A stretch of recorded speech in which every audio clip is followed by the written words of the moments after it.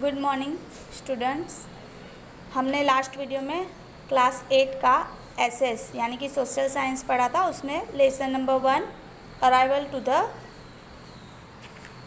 Lesson का नाम था arrival of European in India. अब उनके बारे में जो थोड़ा बाकी रह गया था वो पढ़ेंगे। ब्रिटिश इंटरेस्ट इन इंडिया यानी कि भारत पर अंग्रेजों की नज़र। During the reign of Queen Elizabeth of England in the year 1600 CE, the British established the East India Company. This company belonged to merchants who wanted to increase their wealth by undertaking trade with India. यानी कि जो 1600 ईस्वी सन 1600 में जो England की रानी Elizabeth थी उनके समय पे ब्रिटिश ईस्ट इंडिया कंपनी की स्थापना की गई और भारत के साथ व्यापार करना और धन कमाने की इच्छा रखने वाले व्यापारी की भी कंपनी की स्थापना की गई। The British ship arrival in India at port of Surat in the year 1608 CE. Captain W. Hawkins, the captain of the ships, was first British to set foot in India. He met Jahangir but did not get his permission to trade.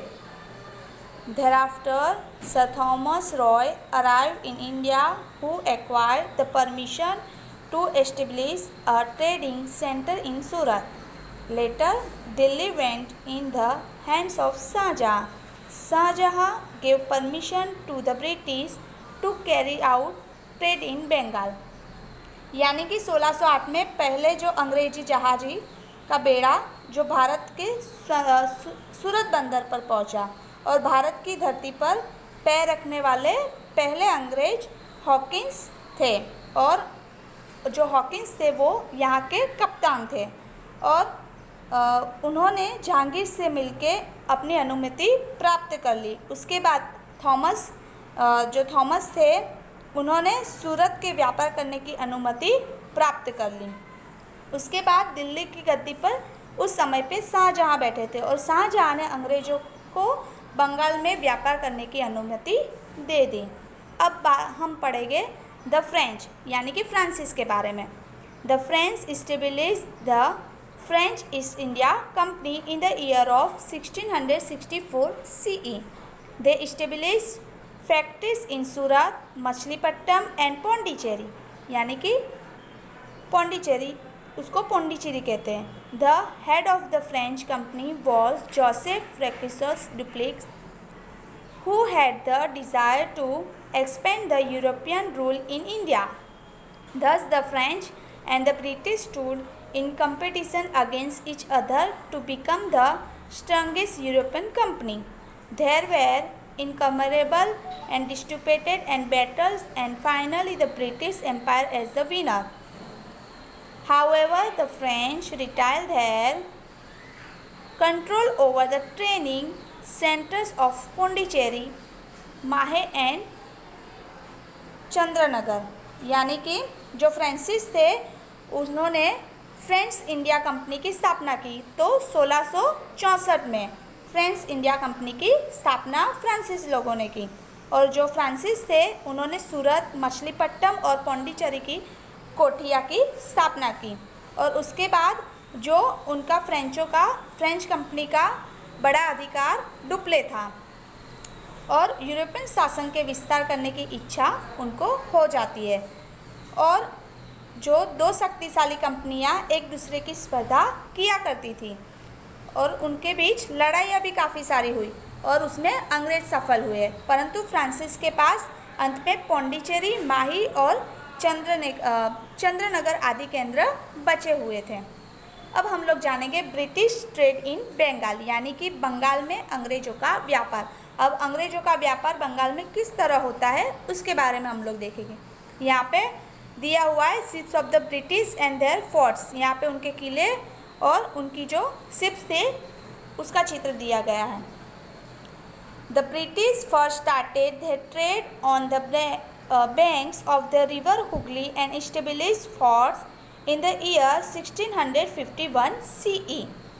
The forts were Guardians the fourth hair protection of the factory and got the permission from the Mughal Empire. Aurangzeb entered without paying taxes again an annual payment. यानी कि ईस्वी सन 1965 में हुगली नदी के किनारे अंग्रेजों ने सर्वप्रथम व्यापार करने की शुरुआत कर दी और उनकी जो कोठियाँ थी उनकी भी उन्होंने स्थापना की और जो किले थे वो भी उन्होंने बनवाए और जो रक्षा के लिए सैनिक थे मुग़ल बादशाह औरंगजेब के पास उनके पास से वो लोग काफ़ी रकम लेते थे और उनके बदले में वो कर चुकाते थे और उसकी उन्होंने अनुमति प्राप्त कर ली।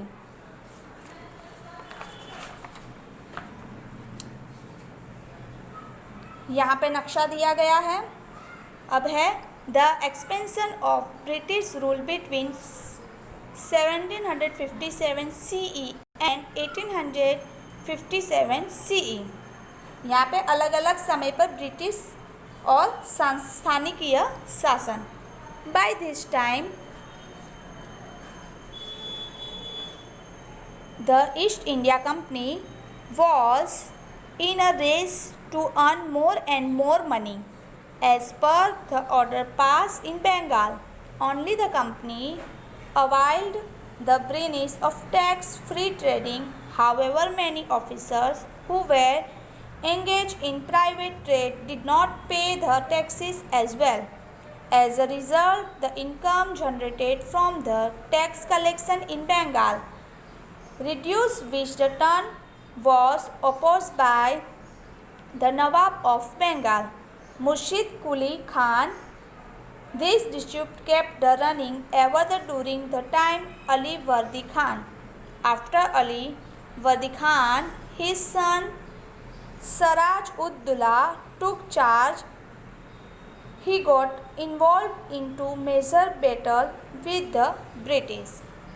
अब यहाँ पे अलग अलग समय पर ब्रिटिश और स्थानीय शासन का दिया हुआ है कि जो कंपनी थी वो अधिक धन कमाने की स्पर्धा में लग चुकी थी और उनको जो बंगाल में कर मुक्त व्यापार करने की घोषणा केवल कंपनी को ही कर युक्त व्यापार की छूट दी गई और जो कंपनी के अधिकारी थे वो व्यक्तिगत व्यापार करने नहीं दे रहे थे, जिससे बंगाल को होने वाली आय कम होगी, यानी कि इनकम कम हो जाती है।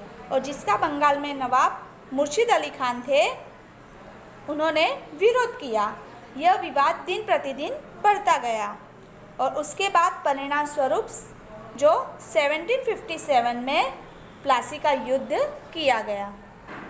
बैटल ऑफ प्लासी यानी कि प्लासी का युद्ध। अब प्लासी का युद्ध किया गया है, उसमें सिराज उद दौला का प्रतिशत किया गया है। Siraj ud Daula become a nawab of Bengal in year 1756। यहाँ पे सिराज उद दौला है वो बंगाल के नवाब 1756 में हुआ करते थे। He had an overwhelming influence over the British. The British helped the competitors of Siraj ud Dowla by comparing against him that they would not remain on the throne of Bengal. There were frequent conflicts with the British merchants regarding payments of taxes. When the British merchants failed to pay tax, which were applicable to both India and foreign merchants, the situation came to a boil. He ordered that the British should not forfeit the factory, pay the taxes as per rules and trade as per the terms and conditions. The provision was enough for the Siraj to opt to war and the success in the expelling the British from Calcutta. जो ईस्वी सन 1756 में सिराज उद दौला वो बंगाल के नवाब थे, उन्होंने अंग्रेज़ों पर धाक दी, लेकिन अंग्रेज़ों उसे पसंद नहीं करते थे और सिराज उद दौला का नवाब बंगाल के नवाब रहे, उसके लिए अंग्रेज़ों ने षड्यंत्र किया कि ताकि वो नवाब में से निकल जाए और सिराज उद दौला ने विरोधियों की मदद करना शुरू कर दिया और उन्होंने कंपनी और कोठिया को किलेबंदी करना बंद किया और नियमित कर भरते रहे। उन्हें व्यापार करने के लिए कई शर्तें रखी गई, जिससे नवाब ने 30,000 सैनिकों के साथ लेकर अंग्रेज़ों की कोठी पर हमला कर दिया, जो नवाब सेना से अंग्रेज़ों का बंदी बना लिया और उनके जहाज घेर लिया गया। The British attack under the leadership of Robert Sillard, Baber Mir Jafar,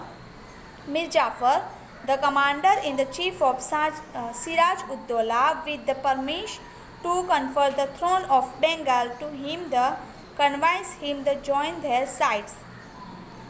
With his help, Robert Clive defeated and the merchant Siraj-ud-Dowlah in the Battle of Plassey. This was the first war fought by the company in India, which marked the beginning of the British rule in India. Thus, this war is the considered to be turning point in the history of India.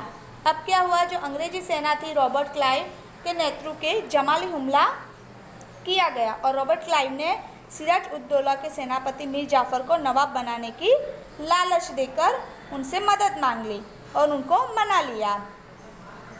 उसके बाद प्लासी के युद्ध के Clive सिराज-उद-दौला के पराजित करने में धोखे से मारे गए और भारत के कंपनी की यह पहली लड़ाई थी जिससे भारत में अंग्रेजी शासन की शुरुआत होनी थी। इसलिए यह लड़ाई में भारत के इतिहास को महत्वपूर्ण घटना मानी जाती है। इस घटना में भारत का इतिहास बदलता है।